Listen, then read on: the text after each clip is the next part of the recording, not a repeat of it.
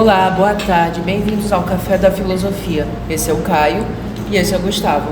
Hoje vamos falar sobre o livro de Hannah Arendt do tema sobre a Revolução. Boa tarde. Bom, primeiramente, nesse livro, Hannah Arendt aborda uns conceitos bem interessantes sobre fundar uma liberdade e sobre uma nova ordem que tinha naquela época.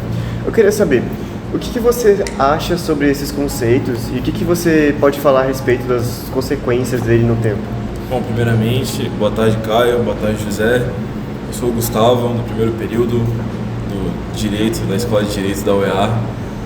E a pergunta, como tu falaste muito bem, a respeito do Constituto Libertatis do Novus Ordo Secularis, faz parte de um livro chamado Sobre a Revolução, como o José Vitor falou, e são 2 capítulos que têm uma interligação muito grande e uma ligação muito grande com a questão da liberdade. Para Hannah Arendt, ela faz uma análise minuciosa da Revolução Francesa e da Revolução Americana, e aponta como a Revolução Americana ela foi bem sucedida, principalmente pelo fato de ter tido uma Constituição após isso, e como a Revolução Francesa ela falhou em equilibrar o poder, ao mesmo tempo que colocava ele nas mãos do povo, o qual se demonstrou muito ineficaz em manter esse poder durante muito tempo.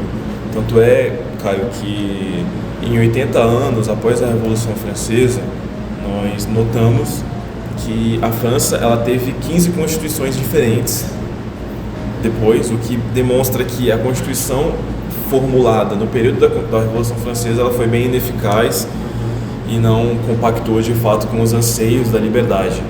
Falando um pouquinho mais especificamente, por exemplo, sobre o Constituto Libertatis, ela cita lá a diferença de liberdade para libertação. A libertação ela seria o estágio inicial. Seria você tem um opressor ali, o cara que está te oprimindo e você quer se libertar dele. Por exemplo, o terceiro estamento na França contra os 2 estamentos superiores. Um exemplo. Após essa libertação, a liberdade... A libertação é violenta, né? Isso, exatamente. A parte da violência, a Hannah Arendt até cita que é a parte preferida dos historiadores, porque tem guerra, tem sangue, é que as pessoas gostam de ouvir, mas a verdadeira liberdade lá não é conquistada aí. Ela é conquistada após isso, quando os grupos revoltosos eles vão institucionalizar esses direitos que eles conquistaram, institucionalizar através de uma Constituição.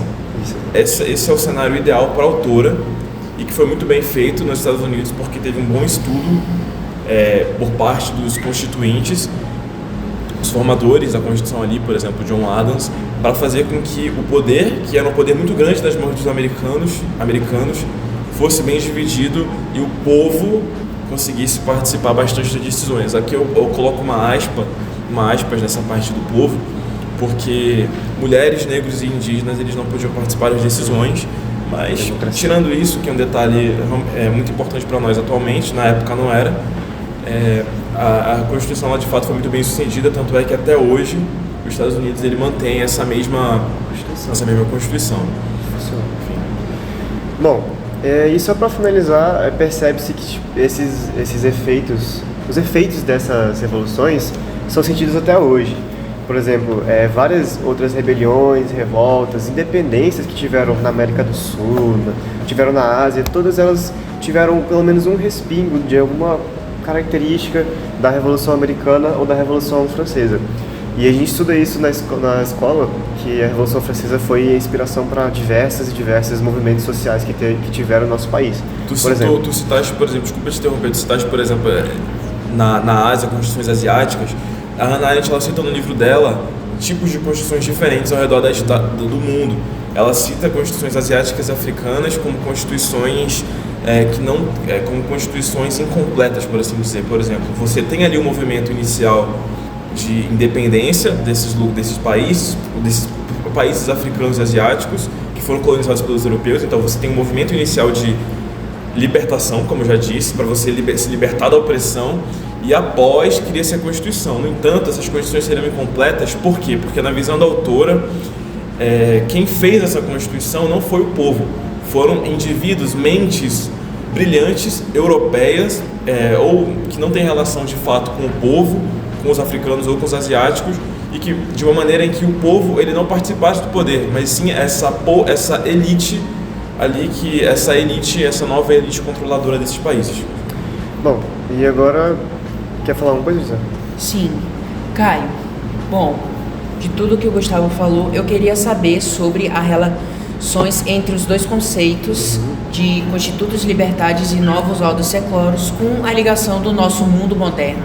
Bom, a gente pode perceber que fundar uma liberdade e institucionalizar uma liberdade, por exemplo, a democracia ou o direito ao voto, à propriedade, são conceitos que foram alcançados com muito esforço. Por exemplo, a Revolução Americana foi o primeiro exemplo, o primeiro sucesso que teve de uma fundação de liberdade que deu certo até hoje. Então, se a gente pensar hoje em dia, fundar uma liberdade num país onde o autoritarismo é predominante, por exemplo, numa Venezuela, ou numa Rússia, ou numa China, é uma situação muito difícil, porque há pouca margem para o povo ou pensadores tentarem promover essas ideias de fundar uma liberdade, fundar um novo poder, sair de um capítulo anterior da história. E então é difícil pensar hoje em dia que ainda é possível fundar uma liberdade em países que não são democráticos. Aconteceu, mas é um aspecto a se pensar bastante. Agora, pensar na nova ordem do século que tem hoje em dia, nosso mundo, século XXI, pós-Guerra Fria, com o aumento da globalização, com vários centros de poder surgindo ao redor do mundo, Estados Unidos, União Europeia, Rússia, China, países emergentes como a Índia, países do Global Sul, que estão se fortalecendo cada vez mais. A gente percebe que não há mais um único poder, uma única ordem, um único tipo de liberdade, ou um tipo de... que eu posso falar? Um tipo de... Libertação, não sei. Um tipo de libertação. Então, eu queria saber, o que você pode acrescentar mais nessa perspectiva de eu fundar uma liberdade em dia e tratar do mundo multipolar que existe, né? Olha, gente, como o Caio falou, assim, passando mais um pouquinho para a questão da minha opinião e ligando ao máximo aqui com o texto da Hannah Arendt, por exemplo, ela foca muito nos dois capítulos, na questão da liberdade, você fundar essa liberdade e você conseguir usar essa liberdade que você acabou de fundar e colocar no papel, ou seja, colocar numa Constituição. Isso não precisa ser necessariamente, na minha visão, uma revolução de um país, uma revolução armada, alguma coisa assim. Podem ser, por exemplo, através de movimentos sociais. Hoje em dia a gente tem movimento social, por exemplo, movimento antirracismo, nós tivemos há muito tempo aí movimento feminista e tal. Esses movimentos, eles não deixam de querer buscar uma certa opressão. E outro movimento também seria o movimento indigenista, onde os índios passaram por muitos problemas por muito tempo.